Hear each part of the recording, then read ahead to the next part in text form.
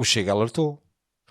Alertámos e o presidente do partido, em conferência de imprensa, foi bem claro do motivo pelo qual estávamos a votar contra a lei da desagregação das freguesias quando da primeira vez nos tínhamos abstido.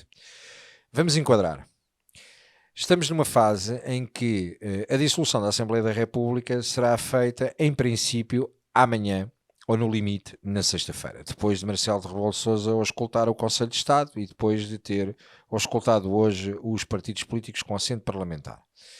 A questão aqui é simples. A lei é clara e diz que não podem existir criações de novas freguesias ou desagregações no período de 6 meses imediatamente antecedente a um ato eleitoral de âmbito nacional, quando este já está marcado. Ora, tendo em consideração que Marcelo Rebelo de Sousa hoje vem confirmar a promulgação da lei, porque não tinha outra hipótese, porque no processo legislativo o que acontece é, depois da aprovação, a votação final global na Assembleia da República, é remetido ao Presidente da República. O Presidente da República tem a liberdade de vetar, promulgar ou enviar para o Tribunal Constitucional caso existam dúvidas, e neste caso foi vetado e foi devolvido à Assembleia da República. Existindo uma confirmação da votação por parte da Assembleia da República, que foi o que aconteceu a semana passada, determina que o Presidente da República tem 8 dias para pronúncia, mas que não pode vetar a lei, e portanto a lei vai ganhar força de lei. Mas só ganha força de lei a partir do momento em que, após a promulgação, seja publicada em Diário da República. Coisa que acontecerá, na melhor das hipóteses, nos próximos 4 a 5 dias. Ora, a lei a lei da desagregação será a lei daqui a 4 ou 5 dias. Já depois do Presidente da República agendar a marcação de eleições, que fará amanhã ou na sexta-feira. Determina que a aplicabilidade da lei das freguesias não é possível, no meu entendimento, de acordo com o atual ordenamento jurídico. Andaram a brincar com esta palhaçada toda. E quando vêm com a questão de o Chega ter tomado uma posição em relação à primeira votação e ter votado abstenção, e na segunda ter votado contra, é por uma razão simples. Nós sempre considerámos que existiam, de facto, algumas freguesias que deveria ser ponderado caso a caso e que poderíamos dar a razão à desagregação. Não a todas, como a Iniciativa Liberal e o Rui Rocha, vem bem gritar, com uma música dramática por trás, a dizer o Chega vai criar isto e vai criar aquilo. Não, o Chega o que estava a fazer era de uma forma responsável, e sendo o adulto na sala, não queríamos desagregação de todas, mas também não queríamos desagregação de nenhuma. Queríamos e acreditamos que existem de facto algumas com as quais devíamos compactuar com a desagregação das freguesias. Podemos depois ter 1001 histórias sobre esta questão, mas o nosso entendimento, e se me quiserem perguntar, mas porquê desagregar algumas, isto não deveria estar tudo junto, isto era criar mais taxas, dar-vos alguns exemplos claros. Por exemplo, no interior do país, é porque no interior sente-se muito mais. Quando aconteceram a agregação das freguesias, determinou que grande parte dos serviços ficaram na sede de freguesia, o que significa que a população mais idosa no interior do país teve de facto um prejuízo efetivo com a agregação, porque as sucursais das freguesias menos importantes, que acabaram por ficar em união, deixaram de ter os serviços à população e as pessoas acabaram por ter que se deslocar à sede de freguesia com todas as dificuldades que existem de mobilidade e transportes no interior do país. E, portanto, não podemos olhar para as freguesias como sendo as freguesias de Lisboa ou do Porto, ou da área metropolitana de Lisboa ou da área metropolitana do Porto, porque existem situações claras no interior do país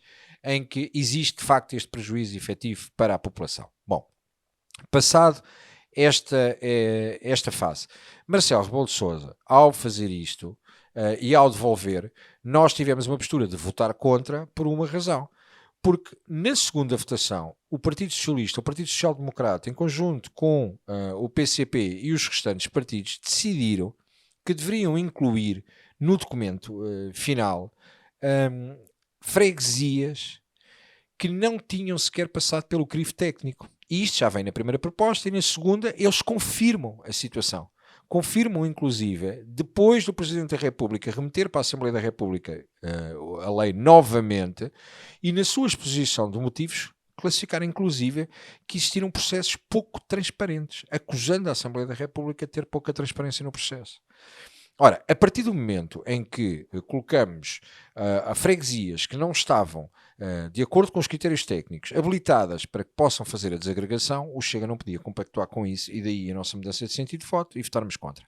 Mas o facto interessante aqui é, nós neste momento, depois de todo o alarido que fizeram para as pessoas do interior, principalmente, e às pessoas que tinham a reclamação sobre esta questão, e depois de terem andado com as conversas numa lógica eleitoralista para as autárquicas, dizendo fomos nós que desagregámos, fomos nós que criámos, etc., agora vão possivelmente ter uma situação em que não existe aplicabilidade da lei e que teremos um problema sério para poder, de facto, fazer a desagregação, o que coincide ainda para mais com 2 ou 3 atos eleitorais, porque estamos a 6 meses das eleições autárquicas, quando, para existir a desagregação, após a publicação da lei, que no meu entendimento já não vai surtir efeito porque tem a marcação de eleições amanhã ou depois da manhã, mas mesmo que isto fosse possível, teríamos que obrigatoriamente ter a criação de uma comissão por união de freguesia para fazer a desagregação das freguesias, dividir o imobilizado, etc, etc, etc, envolvendo depois uma série de entidades aqui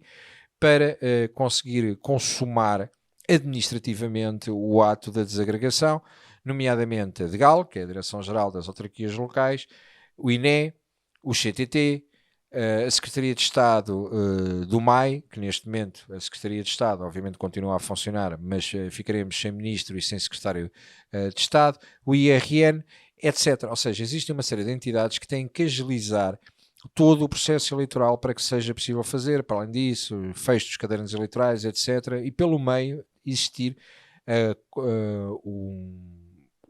o acerto, vou-lhe chamar assim, o acerto entre todos os envolvidos nas comissões liquidatárias da União de Freguesias para que possam criar as novas freguesias. Isto para vos dar um exemplo que a Assembleia da República parece que nos últimos tempos perdeu por completo o respeito por si mesmo. Nos últimos dias e nas últimas horas, aquilo que estamos a fazer, por exemplo, hoje, o que foi feito na Assembleia da República já depois da queda do governo, é continuarmos com projetos de resolução apresentados pelo Partido Socialista para discussão e manter a discussão, e vamos votá-los amanhã. Ora, para quem não percebe, um projeto de resolução não é mais nem menos do que uma recomendação ao governo. Tendo em conta que o governo caiu ontem e que existirá uma queda da Assembleia da República, uma dissolução da Assembleia da República nas próximas 48 horas, recomendação a quem? Mas estamos a fazer o quê? Estamos com horas de debate, com eficácia aparente, a tentar demonstrar que estamos a fazer alguma coisa, porque a partir do momento em que seja feita a dissolução e decretada a dissolução da Assembleia da República, determina que todos os processos legislativos, todos, caem. Tudo aquilo que está em curso cai. Para que é que estamos a fazer? E vou chamar a atenção de uma coisa. Hoje o Partido Socialista apresenta um projeto de resolução em relação aos politécnicos que amanhã, para poder colocar isto à votação, tendo em consideração que isto é um projeto de resolução, ou seja, é uma recomendação ao Governo, vão fazer a avocação, ou seja, vão puxar para amanhã a votação obrigatória deste ponto, ficando isto no vazio, porque na realidade andaram a prometer, gritaram hoje aos alunos das universidades, dos politécnicos, mas vão fazer o quê? Mas estamos a recomendar a que Governo? Estamos a recomendar a quem? Para que é esta palhaçada de continuar a fazer política que não tem, isto é politiquice, que isto não tem concretização nenhuma, para chegarmos ao final do dia e dizermos às associações, às entidades, às pessoas que nós resolvemos, nós fizemos, isto foi aprovado por nossa responsabilidade. E isto nunca vai ter aplicabilidade, porque vai cair tudo. E um projeto de resolução, eu vejo pessoas que acabam porque, obviamente, não estão dentro do processo e que batem palmas e dizem graças ao Partido Socialista ou graças ao PSD fizeram a aprovação de uma lei. É uma resolução, é um projeto de resolução, é uma recomendação, não tem aplicação nenhuma. Imaginemos agora que entra um novo governo. Para já eu não percebo porque é que o Partido Socialista, tendo estado 8 anos, não fez um projeto de lei, não fez uma proposta de lei que é apresentada pelo Governo e agora vem apresentar uma recomendação ao Governo. Se queria ter feito, se queria de facto ter feito alguma coisa, tinha feito durante os 8 anos que lá esteve. Ainda para mais, o projeto de resolução foi apresentado por uma ex-secretária de Estado com responsabilidades na tutela. Isto é uma vergonha, isto é completa subversão e isto os comentadores não falam. Não dizem de uma vez por todas de que aquilo, a palhaçada que vai ser aprovada na Assembleia da República, não tem eficácia nenhuma, é uma recomendação e, portanto, o próximo ministro, o próximo governo, aplica-se a entender que deve aplicar. Não está vinculado à decisão tomada pela Assembleia da República. Portanto, com estes processos todos, o que nós estamos a fazer é brincar com as pessoas, é brincar com o dinheiro das pessoas, é brincar com a instituição Assembleia da República e é deixar completamente num vácuo aquilo que deveria ser a importância estratégica de discussão dentro da Assembleia da República. E eu começo a achar, e é uma opinião que só me vincula a mim, mas eu começo a achar que da forma como temos o Parlamento organizado, o Parlamento de facto está organizado para aquilo que era há 20 anos atrás, ou seja, de ter 3, 4 partidos com peso para tomar alguma decisão. Hoje em dia já não é assim. Somos muito mais partidos ali presentes. Aliás, nota-se isso pelas próprias infraestruturas da Assembleia da República, a debilidade que têm de conseguir albergar diversos partidos diferentes, porque aquilo estava desenhado para 2, 3, 4, não estava desenhado para absolutamente mais nada. E o nosso regimento da Assembleia da República, a forma como nos organizamos, está muito dependente desta questão do ser para 2, 3 ou 4 e não está preparada para ter este pluralismo de opinião e esta diversidade de partidos e culmina nestes atos burocráticos que não servem para absolutamente nada. Não servem para absolutamente nada e culminam numa situação de desespero partidário, de populismo e de propaganda que não resulta para funcionar de uma forma que seja de facto servir a população. Não serve a população. Porque esta forma e esta orgânica determina quantas vezes já deveríamos ter colocado à discussão. Faz sentido, por exemplo, adotar. Eu não sou daqueles que acham que tudo o que se faz na Europa é bem feito, defendo muito a Portugalidade, mas, por exemplo, no Parlamento Europeu, a maior parte das semanas discute-se em comissão, que é onde de facto se consegue esmiuçar mais as matérias, ter mais debates, ouvir entidades, fazer audições, fazer audiências, ouvir a sociedade civil, ouvir a academia, para tomar uma deliberação sobre determinadas matérias. E depois, só as matérias de facto importantes é que são discutidas numa lógica mais macro e ideológica e de posicionamento sobre política geral de âmbito nacional é que sobem a plenária. Em Portugal não. Continuamos a adotar o plenário como sendo uma peça de teatro. É uma encenação para a televisão das 8. E depois esquecemos por completo aquilo que é feito nas comissões, que de facto é importante. E acabamos por ter. Eu vou-vos dar um exemplo de uma coisa que mantive na memória no mandato anterior. E não quero ofender ninguém, mas eu nem sequer sabia. Nós, a determinada altura, tivemos mais de 1h30 no mandato anterior a discutir sobre uma espécie invasora de peixe no rio. Eu creio que se chamava Axegã. E peço desculpa se estiver a dizer alguma asneira, porque na realidade não sou propriamente nem pescador nem caçador, sou mais daqueles que chegam ao supermercado com um cumprimento na mesa.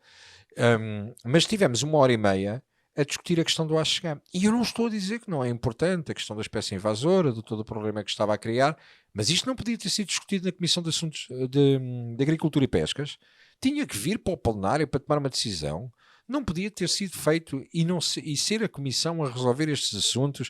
E depois, quando chegassem ao entendimento daquilo que são as iniciativas legislativas por parte dos grupos parlamentares, então submetam o projeto de lei e apresentem e é votado. Não precisamos estar 1h30 a falar do Axegã, que eu sinceramente não conheço, mas possivelmente sou eu que sou inculto e sou bruto nesta matéria, mas não sei mesmo.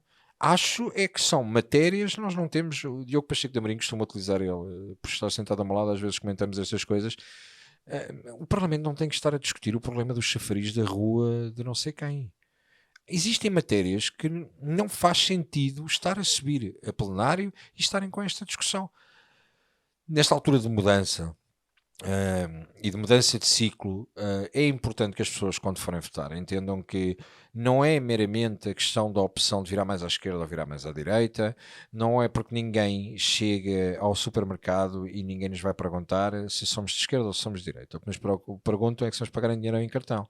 E, portanto, o que eu acho que era importante é que, de facto, aqueles que são os nossos representantes, os 230 deputados mais o governo, deveriam estar focados em discutir matérias de forma séria, não enganarem as pessoas com os projetos de resolução e com promessas que são completamente vazias e vãs e não têm qualquer interesse para ninguém e é tudo mentira e é uma ostentação legislativa que depois, na realidade, não culmina no trabalho parlamentar daquilo que andamos a fazer. Isto descredibiliza o nosso trabalho, porque há muito trabalho sério feito nas comissões e acabamos por ter que tomar uma decisão agora de quem serão os próximos representantes. E quando pensamos nos novos representantes, temos que perceber que tem que existir também um reformular do regimento da Assembleia da República. Fizemos uma revisão há 2 anos atrás, mas de facto temos que adotar isto às novas realidades e temos que perceber que não vale a pena, porque depois o que passa na televisão, já todos ouvimos aquela expressão de o plenário está vazio, a maior parte deles não estão lá, porque de facto existem matérias que estão